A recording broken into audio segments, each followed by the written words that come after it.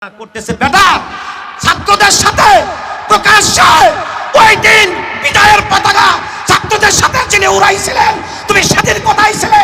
তোমাকে আগে উপায় নাই, পিছনে উপায় নাই, মধ্যে উপায় নাই, সামনে পেয়েছিলাম নায়েবে আমিরকে। আর তার বিরুদ্ধে তুমি কথা বলো, তুমি মানবতার শত্রু, তুমি ইসলামের শত্রু, তুমি উলামা ইকরামের ওয়াক্যের শত্রু। কথা বলে ঠিক না বেটে? কয়েকদিন আগে আমাদের কওমি ঘরানার সিটি নির্বাচনে নায়েবে আমিরকে একটা ঘুষি মারছে। বলে এক ঘুষি খাইয়াই কি তুমি সব ভুলে গেছো? তুমি এক ঘুষি খাইয়াই ঠিক হয়ে গেছো? তুমি শেখ হাসিনার জন্য বদদোয়া করছো, সরকারের জন্য বদদোয়া করছো। আর তুমি যদি আয়না ঘরে থাকতে উল্লেখ করে কথা বলতে বলতে শেষ মুহূর্তে বলেই ফেলছে এ চরমলি। নাউজুবিল্লাহ বলেন। এটা কি কথা হলো বলেন?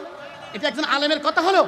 আমার কথা হলো, তুমি ইসলামী আন্দোলন বাংলাদেশের যিনি নেতৃত্ব দিচ্ছেন রেজাউল করিম সাহেব, সাহেবুল চরমনাই, ফয়জুল করিম সাহেব, তারা জাতির জন্য যা করতেছে, ইঞ্চি ইঞ্চি মাটির জন্য আমাদের টার্গেট এক, যে সমস্ত ওলামা ইকরাম ওলামা বিদ্বেষী হবে, আমাদের ঐক্যের বিদ্বেষী হবে, তাদেরকে চিহ্নিত করতে হবে। কি কথা বলেন ঠিক না বেঠিক?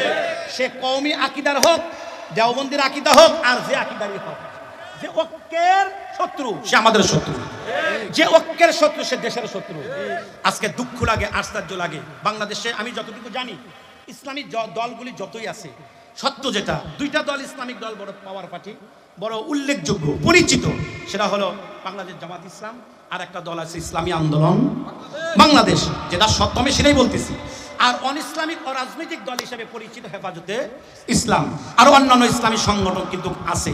কিন্তু ভাই আমাদের টার্গেট কিন্তু একটা, আল্লাহ রসুল। কথা বলেন ঠিক না বেঠিক? আমরা কোনো বড়দেরকে গালি দেব না, আমরা কাউকে আক্রোশমূলক কথা বলবো না, আমরা কাউকে হিংসামূলক কথা বলবো না, সকলে আমাদের শ্রদ্ধাভাজন ব্যক্তি।